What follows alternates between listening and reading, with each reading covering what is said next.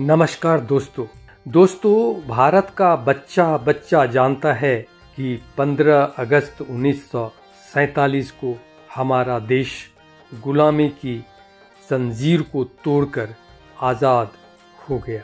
डर, अपमान, अत्याचार और शोषण के दौर से देश की जनता बाहर निकल गई। मन के ऊपर पड़ा घनी पीड़ा और आत्महीनता का बोझ उतर गया। सालों पहले खोई हुई प्रभुता वापस आ गई। देश ने गहराई से अपने अस्तित्व, आत्मविश्वास और आत्मगौरव को महसूस किया, क्योंकि बरसों बरस के अंधेरों के बाद एक नया सूर्योदय हुआ था। एक नई सुबह आई थी जो पहले की हजारों सुबह से अलग थी। लोग लोकतंत्र के प्रकाश में नए नए सपने देखने लगे।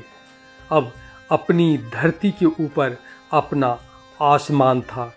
हम खुली हवा में सांस लेने लगे। वातावरण आशा, उमंग, जोश और उत्साह से भर गया। लेकिन क्या ब्रिटेन के कठोर साम्राज्यवादी शिकंजे और दमन चक्र से मुक्त होकर स्वाधीनता की गरिमा को हासिल करना आसान काम था? बिल्कुल नहीं। जोरदार आंदोलन, क्रांति, संघर्ष, त्याग, कुर्बानी और गहन कूटनीति के दम पर आज़ादी के सुनहरे दिन हमें देखने को मिले। आंदोलन के दौरान स्वतंत्रता कभी दूर, कभी पास, तो कभी संकट में फंसी हुई सी लगती थी। लेकिन अंत में आंदोलन सफल हुआ और ब्रिटेन को यहाँ से भागना पड़ा। कई कारण थे जिनके चलते ब्रिटिश सत्ता का अंत होकर रहा। सबसे बड़ा और पहला कारण था स्वतंत्रता आंदोलन। आज़ादी हासिल करने के लिए देश को लंबे और कठिन संघर्षों के दौर से गुजरना पड़ा। वैसे तो बहुत छोटे स्तर पर 1857 से ही स्वतंत्रता संग्राम की शुरुआत हो गई थी, लेकिन धीरे धीरे यह बड़े स्तर पर जोर पकड़ने लगा। शुरुआत में उदारवादी नेताओं ने राष्ट्रीय आंदोलन की बुनियाद डाली थी। बाद में लोकमान्य तिलक, बिपिन चंद्र पाल, अरविंद घोष और लाजपत राय जैसे उग्रवादी नेताओं ने इसमें अपनी भूमिका निभाई। भगत सिंह, राजगुरु, सुखदेव, उधम सिंह और रामप्रसाद बिस्मिल आदि वामपंथी क्रांतिकारियों ने आंदोलन की धार को तेज करने में बहुत बड़ा योगदान दिया। भगत सिंह की देशभक्ति और देश की आज़ादी का अर्थ बहुत ही व्यापक, मूल्यवान और महत्वपूर्ण था। उसके आइडियोलॉजी और क्रांति के तरीके को ब्रिटिश सरकार बहुत ही खतरनाक समझती थी। यही कारण था कि भगत सिंह को उसके साथी राजगुरु और सुखदेव के साथ 23 मार्च 1931 को फांसी दे दी गई। दोस्तों, आज़ादी की लड़ाई में सुभाष चंद्र बोस का योगदान भी बहुत अहम रहा।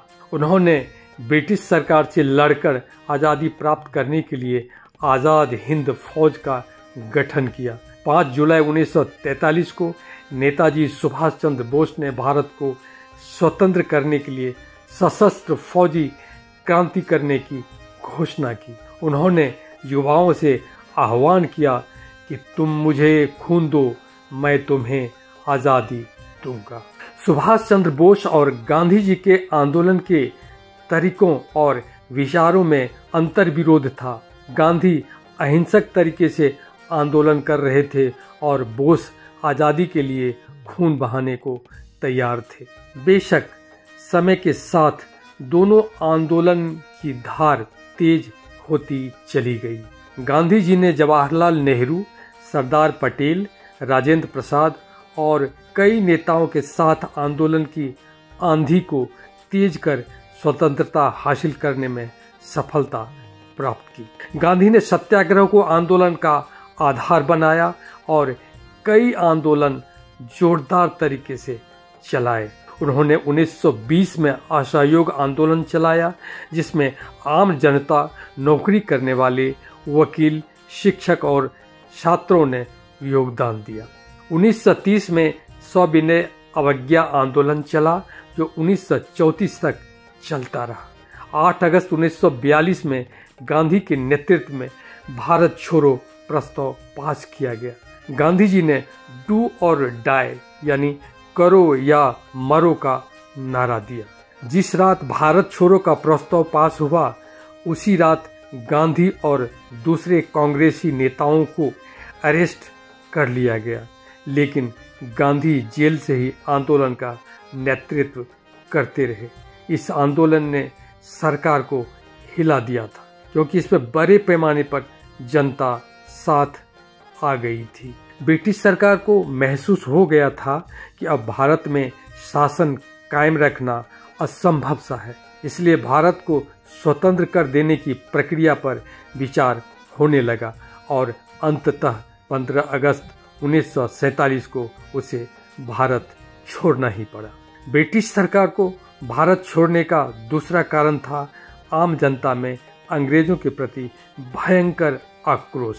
अब आंदोलन जन जन तक पहुंच गया था। नेताओं को कुचल देना आसान हो सकता था, लेकिन देश की सारी जनता के आंदोलन को कुचलना असंभव था। तीसरा कारण था ब्रिटिश सरकार की अर्थव्यवस्था का जर्जर होना। सेकेंड वर्ल्ड वॉर में ब्रिटेन की अर्थव्यवस्था की कमर टूट गई थी। ऐसे में ब्रिटेन की सरकार भारत में शासन चलाने, सैनिक, पुलिस और अन्य तरह के खर्च उठाने की स्थिति में नहीं रह गई थी। सरकार को भारतीय सेना और पुलिस पर भी संदेह होने लगा था और हर जगह अंग्रेजी सेना और पुलिस को रखना उसके लिए बिल्कुल संभव भी नहीं था। अब भारतीय इकोनॉमी भी ब्रिटेन के लिए फायदेमंद नहीं रह गया था, जबकि ब्रिटिश सरकार के शासन का मुख्य उद्देश्य इकोनॉमिक ड्रेन ही तो था। चौथा कारण था अंतर्राष्ट्रीय दबाव। सेकेंड वर्ल्ड वॉर के बाद ब्रिटेन पर भारत को आज़ाद कर देने का दबाव पड़ने लगा था। ऐसी स्थिति में भारत में अंग्रेजी शासन बहुत दिनों तक टिक नहीं सकता था। तो दोस्तों, इस तरह हम देखते हैं कि कई फैक्टर्स के चलते ब्रिटिश सरकार को भारत छोड़कर भागना ही पड़ा। 15 अगस्त 1947 को हमारा देश आज़ाद हुआ और 26 जनवरी 1950 को देश में नया संविधान लागू हो गया। Thank you.